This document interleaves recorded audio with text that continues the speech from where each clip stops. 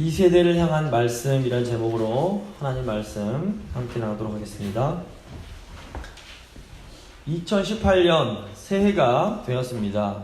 오늘은 이제 새해를 맞아서 이 세대를 향해서 주시는 하나님의 말씀을 나누려고 합니다. 천국은 하나님의 은혜를 인정하고 겸손히 그 은혜를 받아들이는 사람만이 들어갈 수 있습니다. 이렇게 하나님의 은혜를, 무조건적인 은혜를 인정하고 받아들이는 것을 성경은 믿음이라고 부릅니다. 예수님 당시의 유대인들은 심판을 넘어서는 하나님의 자비와 은혜를 받아들이질 못했습니다. 예수님은 하나님의 은혜를 받아들이지 못해서 하나님 나라에 들어가지 못하는 사람들을 오늘 2세대라고 부르십니다. 사실 2세대는 모든 세대를 의미합니다. 오늘 본문에는 2세대 사람들을 향한 예수님의 안타까운 마음이 담겨 있습니다. 세 부분으로 나눠서 오늘 말씀을 살펴볼 텐데, 첫째 2세대의 교만, 둘째 2세대의 소망, 셋째 2세대의 안식입니다. 먼저 2세대의 교만입니다.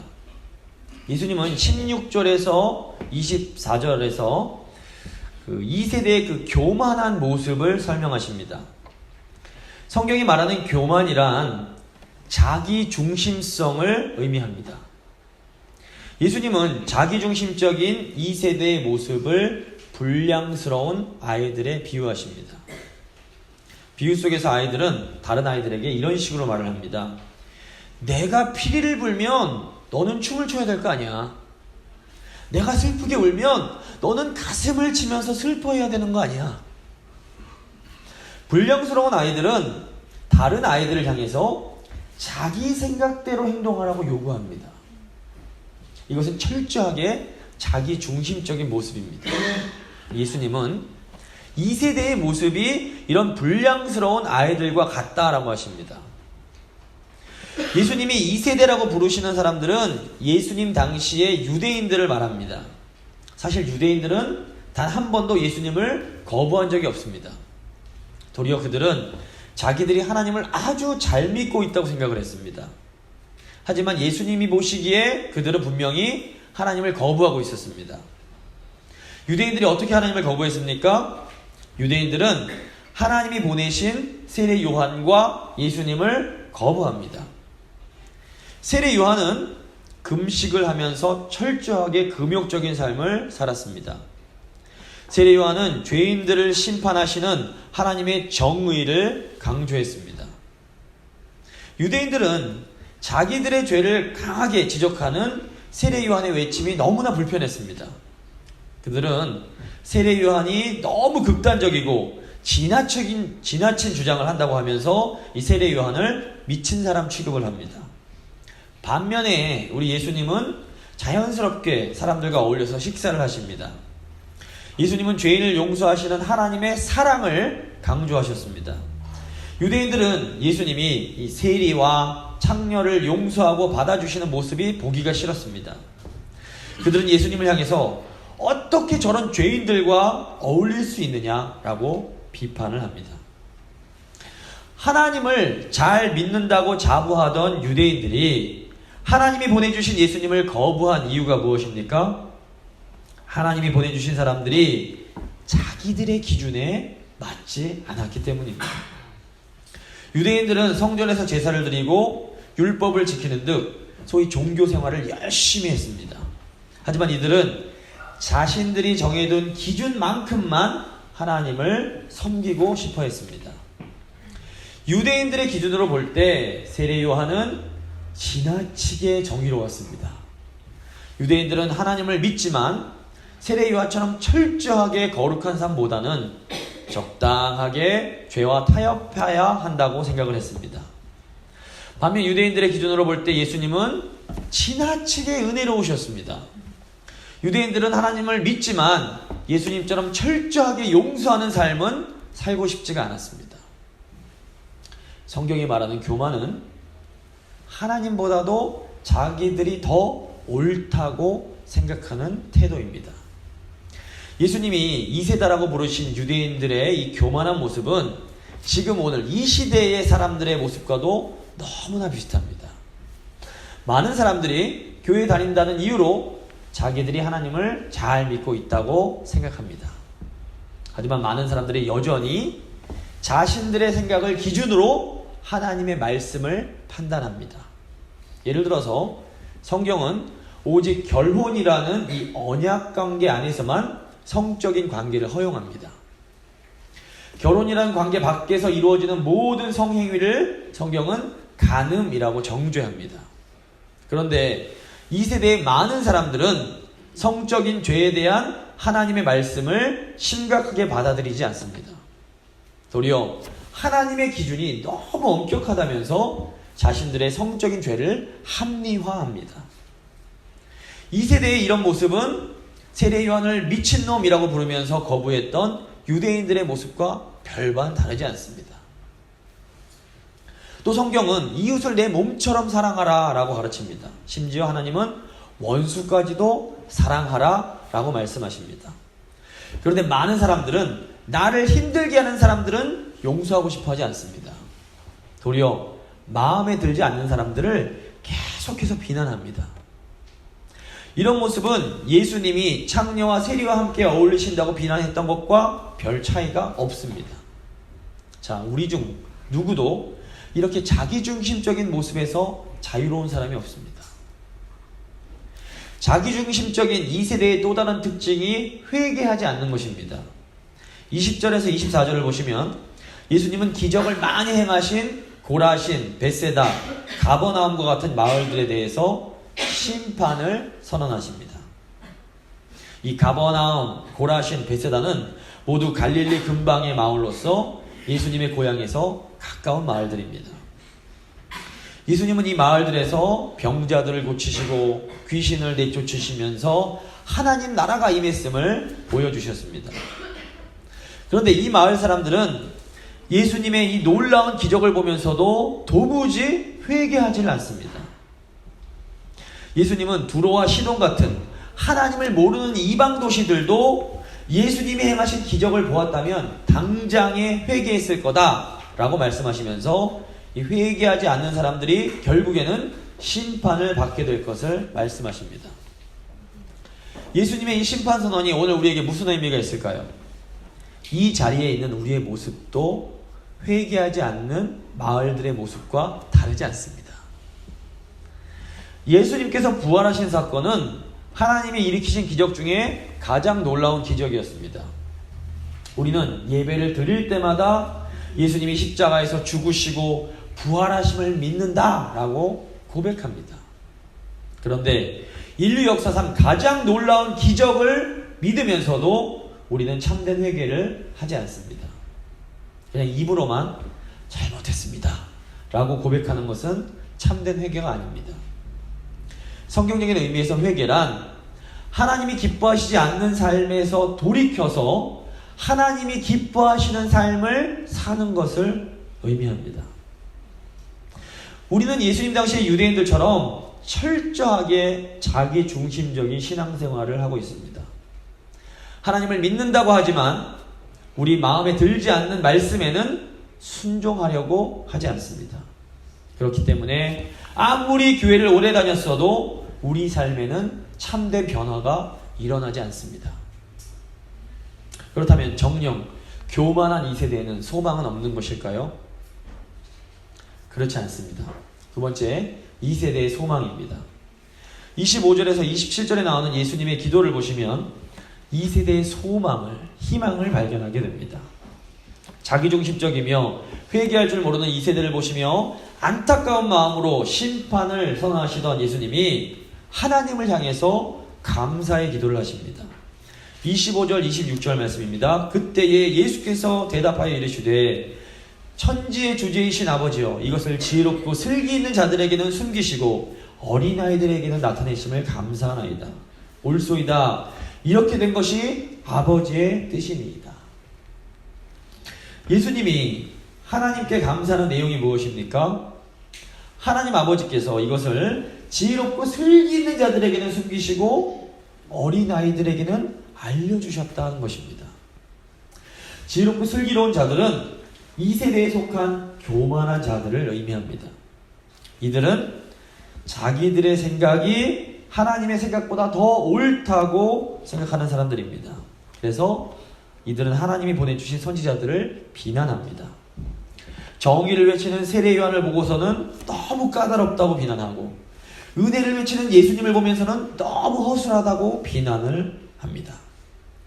이런 사람들이 겉으로 보기에는 신앙이 좋고 많이 배우고 겸손해 보이기까지 하는 경우가 많습니다.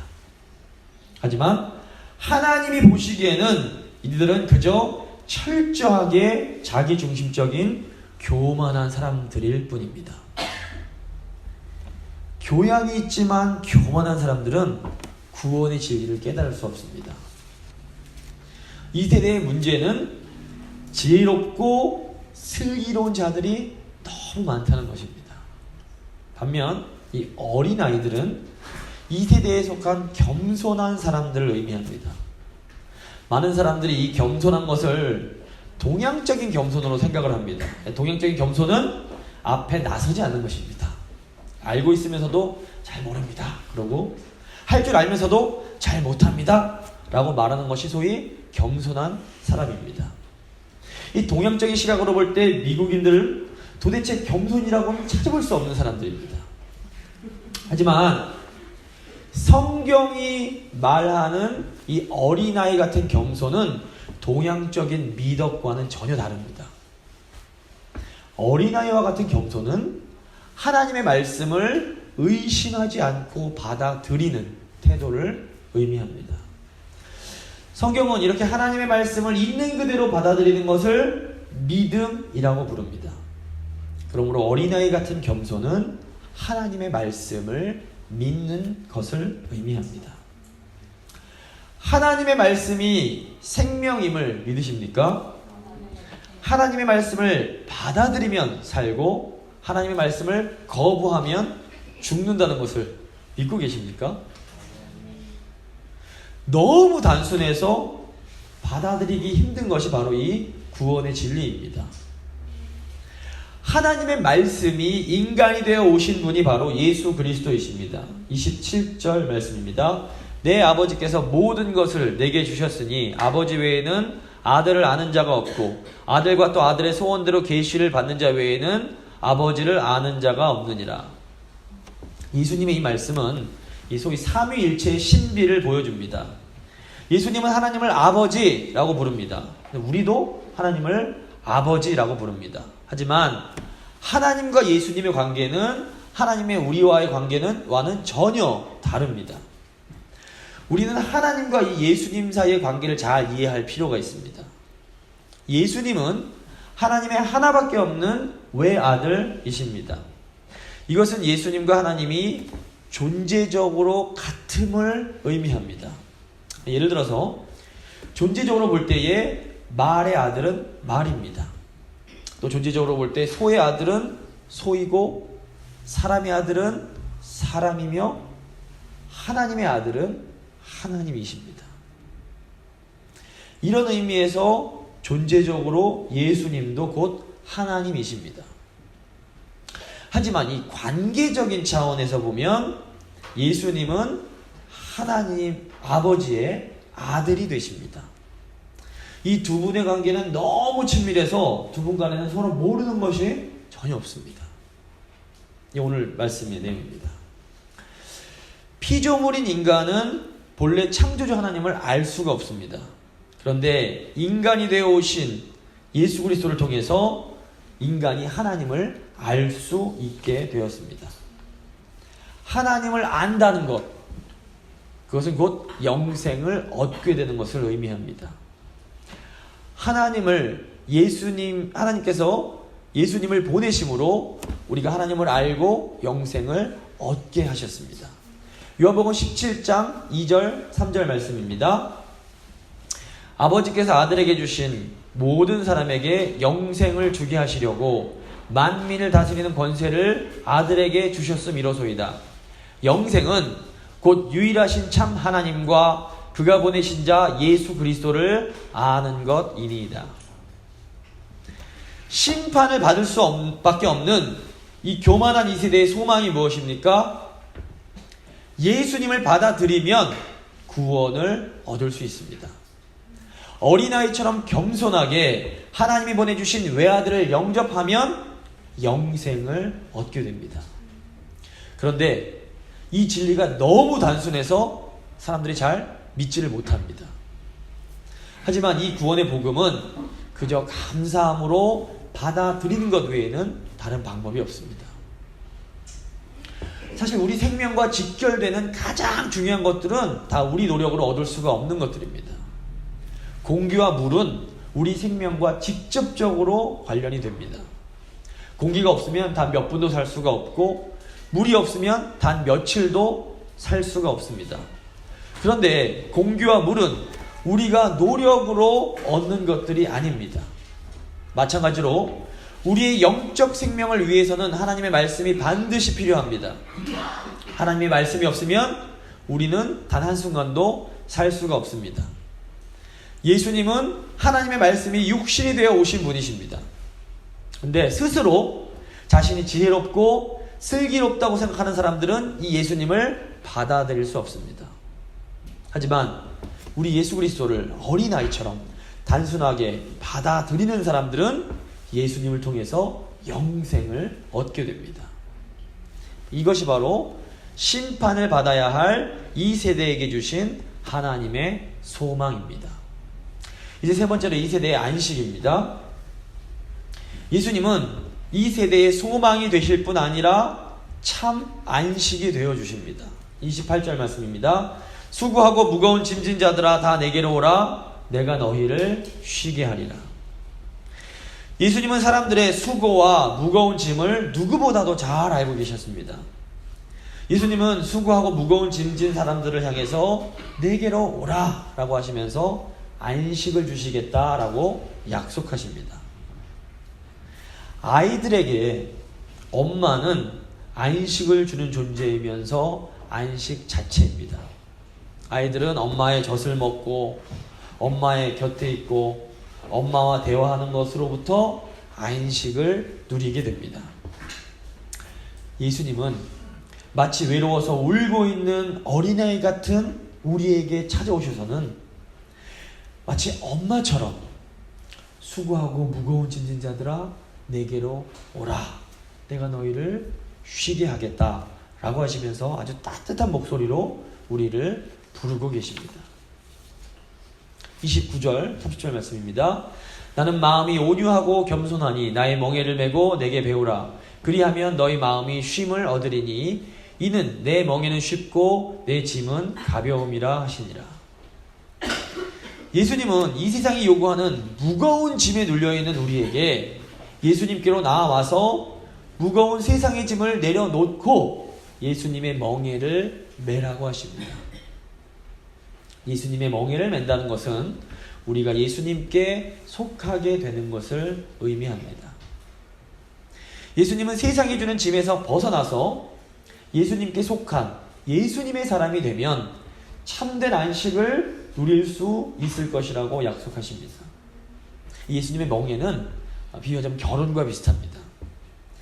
누군가와 결혼을 한다는 것은 어떤 의미에서 자유를 포기하고 한 사람의 남편이자 한 사람의 아내가 되는 것입니다. 어떤 의미에서 볼 때 결혼은 분명 우리에게서 자유를 뺏어갑니다. 하지만 다른 차원에서 결혼은 우리에게 놀라운 자유를 줍니다. 저는 결혼을 하면서 분명 어느 정도 자유를 잃어버렸습니다. 하지만 결혼을 하고 나서는 이전에는 누릴 수 없었던 훨씬 더 큰 자유를 경험하게 되었습니다. 이것이 바로 결혼이라는 멍에의 역설적인 측면입니다. 이것이 바로 예수님의 멍에를 매는 것의 의미입니다. 우리가 예수님의 멍에를 매면 우리는 더 이상 아무것도 우리 마음대로 할 수가 없습니다. 또 우리는 우리가 고집하던 모든 것을 과감하게 포기해야 할지도 모릅니다. 우리는 돈, 명예, 권력과 같은 세상적인 욕심을 포기해야 하고, 또 우리는 악한 자들을 향한 그 복수심을 포기해야 하고, 때로 우리는 사람들로부터 인정받고 관심받는 것을 포기해야 합니다. 하지만 우리가 이 모든 것들을 포기하고 예수님의 멍에를 매면 우리는 세상이 줄 수 없는 것을 얻게 됩니다. 그것이 무엇입니까? 하나님이 주시는 참된 안식에서 오는 참 자유와 참 평안입니다. 예수님께서 주시는 이 안식으로 들어가길 원하십니까?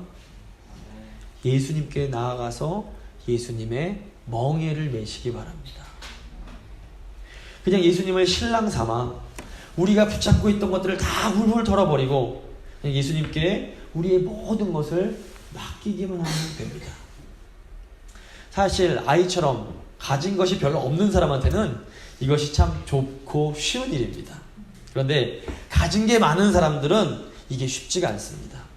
가진 게 너무 많다 보니 버릴 게 너무 많기 때문입니다. 부자가 천국에 들어가기 힘든 이유가 바로 이 때문입니다. 하나님 나라에 들어가려면 우리가 가진 것들을 다 내려놓고 들어가야 합니다. 돈에 대한 욕심, 사람에게 사랑받고 인정받고 싶은 욕심, 성공하고 싶은 그 욕심을 다 버려야 합니다. 그리고 오직 제가 예수님만 사랑하겠습니다. 제 마음을 주님께 드리겠습니다. 라고 결심해야 합니다. 우리가 이렇게 정말로 다 버리고 예수님을 사랑하기로 결심하면 그때부터 우리 삶 속에 진짜 하나님의 나라, 천국이 시작되고 참 안식을 누릴 수 있게 됩니다. 그리고 이 땅에서 시작되는 이 안식은 영원까지 이어지게 됩니다. 하나님은 이 안식을 우리에게 주시려고 예수님을 우리에게로 보내주셨습니다. 어린 아이와 같은 마음으로 예수님을 받아들임으로 이 안식을 풍성히 경험하는 새해가 되시기를 간절히 소망합니다. 아멘.